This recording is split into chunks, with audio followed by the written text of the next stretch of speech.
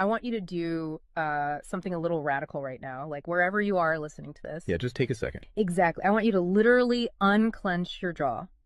Just let it go. Drop your shoulders. Most of us don't even realize we're tensing up, you know? Right. And look, I don't care if you just finished, a grueling 12-hour shift on the hospital ward, or if you just stepped off a loud, dusty job site. Or even if you're just mentally exhausted from staring at screens all day long. Leave it at the door. It's over. You are officially entering quiet mode. So just take a deep breath. That's the baseline we need for this. It really is. And now I want you to look at the phone sitting next to you, or maybe the smartwatch on your wrist. Every single time that screen lights up, every time it buzzes, it steals exactly 23 minutes of your life. Welcome to the deep dive. It really is a staggering number to confront when you put it like that. 23 minutes Yeah. from one buzz. Yeah, because we tend to measure interruptions in like the seconds it takes to glance at a screen, right? Whoa! We completely ignore the massive cognitive debt we incur the moment we look away from our deep work. And that cognitive debt, that is exactly the central target of our mission today. Okay, let's unpack this. We are exploring The Sovereign Architect's Guide by Chillstar 08. Specifically, episode 6, which is titled Deep Work Dynamo, How to Finish Your Week in 4 Hours. Right. And if you remember in our last deep dive, we talked about installing drawing those boundaries and reclaiming your personal space. But clearing the space is just step one. It actually reveals a much deeper, much more intimidating problem. Yeah, the void. What are we actually supposed to be building in that silence we just fought for? Because if we don't have a blueprint, the noise of the world is just going to rush right back in to fill it. Oh, for sure. We have this natural horror of a vacuum. The second our schedule opens up even slightly, our instinct is to pack it with activity. We just have to be doing something constantly. Exactly. We are culturally conditioned to equate motion with progress. Yeah. But Chillstar 08 introduces a really brilliant distinction here. She talks about the trap of idling. I love this concept so much. Think about a car engine, right? Mm-hmm. The engine is running, the pistons are firing, it's burning through all this expensive fuel, making a ton of noise and vibration. But the car is in park. Yes, it isn't going anywhere, and that is what most of our daily quote-unquote busyness looks like. We feel incredibly productive because we are in constant motion. Right. You check a text message while you're sitting at a stoplight. Or you answer a quick email while walking from your car to the front door. You stare at a spreadsheet on your laptop while, your family dinner is sitting right in front of you, literally getting cold. And that right there is the illusion of productivity. You end your day feeling physically and mentally depleted because you were constantly doing something. So you didn't actually do anything that matters. Exactly. If you step back and evaluate your legacy, the deep, meaningful work, the art, the business strategy, the relationships. Right, the relationships that actually move your life forward. None of it progressed. You spent 8 hours idling. You were everywhere, which means you were truly nowhere. Man, that hits hard. And this brings us back to that terrifying 23-minute statistic from the research she cites. I don't want to just gloss over this. No, we definitely shouldn't. Because understanding the mechanism behind it is crucial. Why does a 5-second distraction cost us almost half an hour? It basically comes down to how our prefrontal cortex manages working memory. Your brain is not a computer processor that can just run multiple applications in parallel. Right. We can't actually multitask. Exactly. When you are doing deep work, say writing a complex proposal, your brain loads this massive fragile web of context into your working memory. Like holding all the pieces of a puzzle in your hands at once. Yes. You are holding multiple variables, ideas, tones all at once. So when your phone buzzes and you glance at a text from your partner asking about groceries, your brain is forced to execute a context switch. So it has to dump all the proposal data just to load the grocery data. It literally flushes the working memory buffer, yeah. It has to process the new rules and the emotions associated with that text message. Wow. And then when you turn back to the proposal, you cannot just pick up where you left off. Your brain has to laboriously rebuild that entire web of context from scratch. Oh, I hate that feeling. Were you just staring at the screen like, what was I even saying? Right. It has to retrieve the thread of your argument. Remember the tone you were using, recall the variables. That rebuilding process takes an average of 23 minutes of cognitive effort, And it burns a ton of energy doing that, right? massive amounts of glucose. That explains so much. I mean, that is why people hit 5 p.m.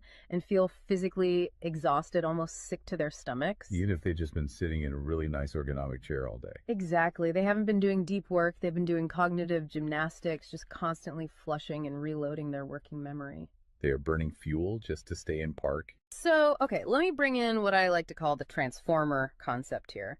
Because our focus is like an electrical grid. If you have, 50 browser tabs open, you are leaking energy as raw, unusable heat rather than concentrated light. That's a great way to look at it. So if we are all acting like our focus is this cheap renewable resource, how do we stop being what Chillstar '08 calls a subject to the pings of the world? I mean, how do we actually become the architect of our attention? Well, what's fascinating here is how she frames the philosophical shift we need. She says utility does not equal value. Oh, say that again. Utility does not equal value. Right. In the modern workforce, we have been completely conditioned to believe that being constantly available makes us valuable. Like if you answer a Slack message in 3 seconds, you're the hero. Exactly. You are praised as a good worker. Or if you jump on a Zoom call with like 5 minutes notice, you're a team player. But that is just utility. I mean, being highly available makes you a commodity. You're like a human router just passing information back and forth. And routers are easily replaced. True sovereignty, true value comes from being impactful. You simply cannot make a deep, lasting impact if your attention is constantly fractured by the agendas of other people. Yeah, when you operate like that human router, you are spending your finite, precious Mondays executing someone else's script. You're a subject to the pings of the world. Okay, so we know the biology of why this destroys our focus, and we understand the philosophical trap of, trying to be too available. But how do we actually fix the mechanics of our workday? We have to build the deep work dynamo. Right. So think of your attention like water pressure. If you poke 50 tiny holes in a garden hose, open browser tabs, email notifications, group chats. The water just trickles at the end. Exactly. You cannot wash a car with a trickle. You're just making the driveway wet. That's true. So the Dynamo Audit she lays out, it's about putting a high pressure nozzle on that hose. It narrows the opening to create a stream powerful enough to actually blast through the dirt. And the first step in that audit is auditing the physical environment itself. She calls it analyzing your signal to noise ratio. Okay, so visualize your workspace right now. She asks you to determine if it is a sanctuary or a transit hub. Let's be honest. Most of us are operating in transit hubs. A transit hub is a place of constant arrival and departure. People walking by, announcements over the loudspeaker, just a blur of motion. Yeah, and you can't build a legacy in a train station. But we need to push past the basic phones are distracting advice, right? Because our listeners already know that. Oh, absolutely. Chillstar '08's rule is much more brutal than that. She says if the phone is even sitting on your desk, even face down, it is acting as a parasite on your cognitive grid. A parasite, just by being in the room. The research supports this entirely, by the way. The mere presence of a smartphone in your visual field, even if it is completely powered off, measurably reduces your cognitive capacity. Because your brain is having to actively expend energy to ignore it, right? Exactly. It is running a background process that just keeps saying, don't check the phone, don't check the phone. That is energy being actively stolen from your primary task. So sovereignty literally begins the moment you physically remove the device from the room, put it in a drawer down the hall. Close the door. Make the physical environment quiet. But okay, let's say you've done that. That doesn't stop your own brain from creating internal noise, right? Like trying to juggle 5 projects at once. How do we fix the internal wiring? That brings us to the second pillar of the audit, which is the batch wiring rule. This directly addresses the danger of switching fatigue, which we touched on with that 23-minute penalty. Right, the cognitive glucose burn. Yeah. When we attempt to multitask, like writing a creative brief, then pausing to check inventory levels, then answering 3 customer service emails. And then trying to go back to the brief. Right. We are grinding our mental gears to dust. We are switching between entirely different cognitive states. Because creative writing uses a completely different part of the brain than calculating inventory, obviously. They require entirely different operating frequencies. So the batch wiring rule dictates that you must group similar tasks together based on their cognitive load. Okay. And you do not switch the current until that specific type of work is completely done. You do all your deep analytical thinking in one high voltage And burst. then you save all your reactive administrative stuff for a separate lower voltage block later in the day. Precisely. It's all about staying in one gear. Like if you are driving up a really steep hill, you don't constantly shift between first gear and fifth gear. You lock into the gear that provides the right torque and you just ride it out. That's a perfect analogy. But okay, here's where it gets really interesting. This leads to the third pillar of the audit, and this is where I actually need to seriously push back on the source material a bit. She calls this the zero access window. Ah, yes. This is usually where the resistance starts for people. Because it sounds impossible for a normal person. She says you cannot just plan to be focused, right? You have to legally schedule it. You have to lock in one sovereign hour. Yeah, 1 hour where you are legally dead to the outside world. No boss, no family, no, hey, do you have a second for a quick question? Just you and the blueprint. It's extreme, yes. But let's do a reality check here. I mean, I see how that works for a solo digital entrepreneur or a freelance writer, but what about someone whose literal job description is to be available? Right, like an IT support specialist. Or a floor manager, or a nurse on a ward, or even, a parent at home with a toddler. How do they justify just vanishing? It feels like this advice only applies to a very specific, privileged type of worker. That is the most common and, frankly, the most valid hurdle to this entire system. But we really have to look at how the principle scales, and we have to look at the internal psychology of the worker. Okay, walk me through that. First, let's address the context of Chillstar '08's own life. She is not some solitary monk living on a mountain. She is a wife, a mother, and a grandmother. Oh, wow. Okay. Yeah, and she runs a luxury travel agency and a digital marketing business. Her entire professional and personal life is built around communication and client management. She probably receives hundreds of legitimate demands on her attention every single day. So she is really in the thick of it. She isn't just speaking from some ivory tower. Far from it. She implements the zero access window because of those demands, not in spite of them. Now, for the IT manager or the nurse, obviously, you cannot vanish while on active duty if your role is acute response. Right. You can't ignore a burning server or a patient monitor. Exactly. But the principle applies to the deep work surrounding the active duty, the scheduling, the charting, the strategic planning.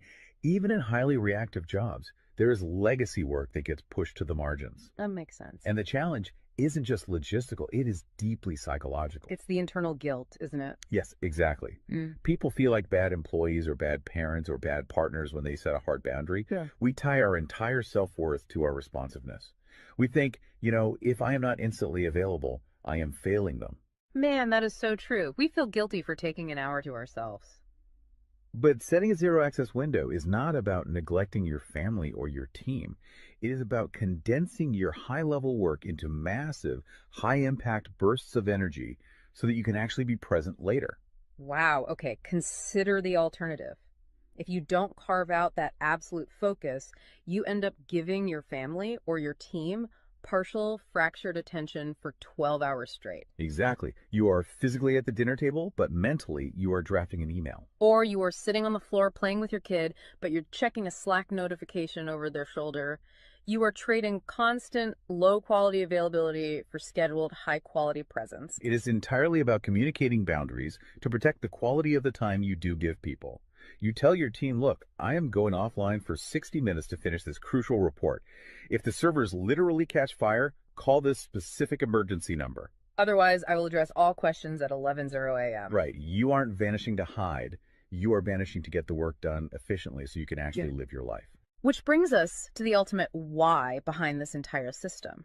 Because once you fight through that guilt, once you build this 4-hour fortress, you have to know what it is all for. It's not just about becoming a hyper-efficient robot. No, because if you use these tools just to do more of your boss's busy work or to take on 3 more stressful projects, you have entirely missed the point. You are just speeding up the treadmill. If we connect this to the bigger picture, the destination we are driving toward is a concept she calls passive magnetism. Okay, break down passive magnetism for us, because it sounds a bit abstract. Think of it as the gravity your work generates when it is undeniably good. Most people operate with active desperation. They are loudly networking, constantly posting, aggressively chasing clients or promotions. Just relying on sheer volume to get noticed. Right. Passive magnetism is the exact opposite. It is the ability to attract results, clients, wealth, legacy, or respect through the undeniable quality of your deep work. Because you actually took the time to build something substantial rather than just talking about building it. Yes, when you engage the deep work dynamo, you produce work so concentrated and so valuable that it acts as a magnet. You don't have to chase the market comes to you. And the ultimate prize of achieving that passive magnetism isn't just more work. The prize is time. Time is the ultimate currency. The dream of the sovereign architect is to finish an entire week's worth of business output in just 4 hours.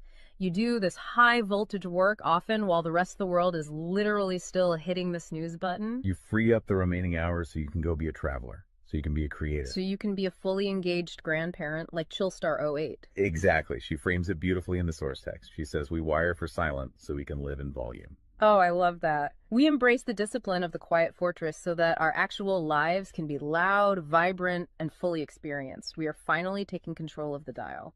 But, making that shift from a frantic, reactive employee to a calm, sovereign creator requires a massive shift in identity. You have to tune your mind before you sit down to do the work. It is really difficult to just sit down at a desk and instantly command your brain to perform deep work, right? Especially if you've spent the last hour navigating traffic and listening to the news. You need a transition ritual to cross that threshold. And Chillstar 08 provides something for this transition called the Chillstar's Creed.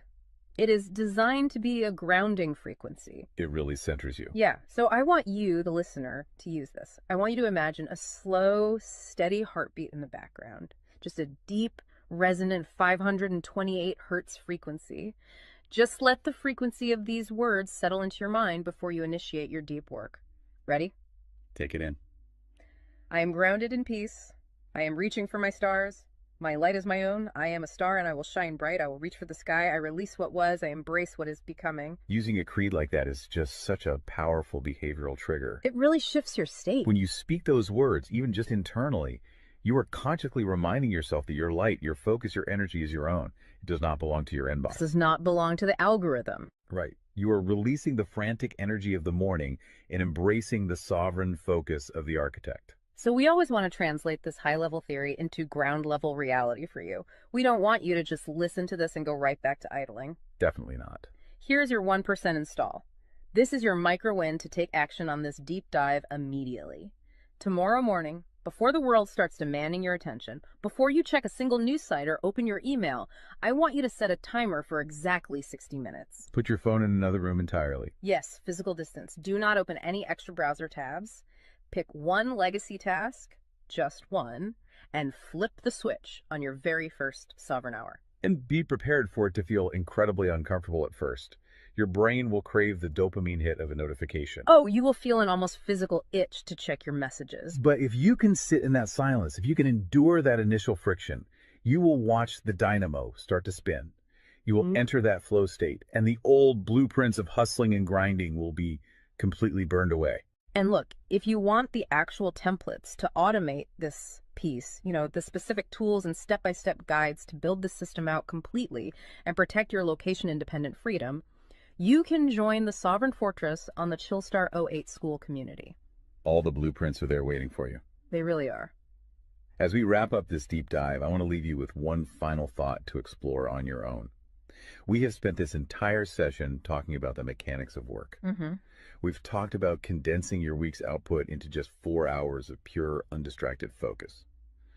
But if you actually achieve that, you're going to be faced with a beautiful, kind of terrifying question. What's that? Who are you going to become in the remaining 164 hours of your week?